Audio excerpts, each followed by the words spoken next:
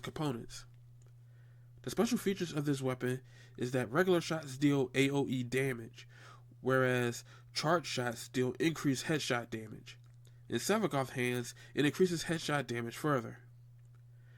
This weapon deals four different types of damage based on how you fire it. Uncharged direct shots deal primarily explosive damage, which procs inaccurate. This lowers enemy accuracy. Charged shots deal slash damage, which procs laceration. This deals true damage and ignores the enemy armor rating. Impact damage with direct hits procs stagger, which causes enemies to stumble or get knocked down, and can increase its chances for a mercy kill. And cold damage for uncharged AoE shots that proc freeze. This causes enemies to move much more slowly or freeze in place at higher stacks. Charged shot crit chance sits at 50%, while status chance sits at 14%. However, on the other hand, uncharged shots critical chance sits at 14%, while status chance sits at 50%.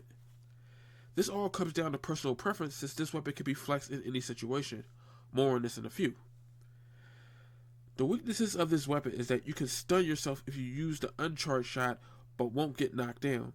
The second is the fire rate, since you can't fire this weapon like a fully automatic pistol.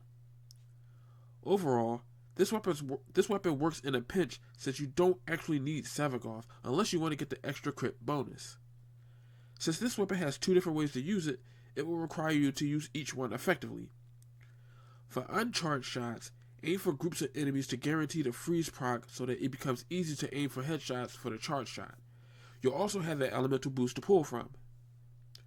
Remember that this weapon can be modified for explosive range, so use mods that increase this to affect more enemies.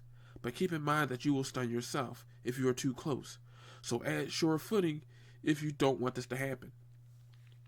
For charged shots, make sure enemies are in the freeze proc to slow them down, and aim for the head.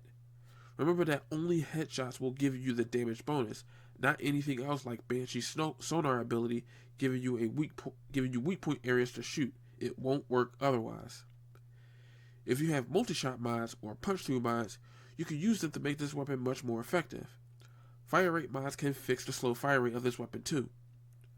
I would say this weapon is good for any situation, since you don't need to deal sky-high amounts of damage to be effective.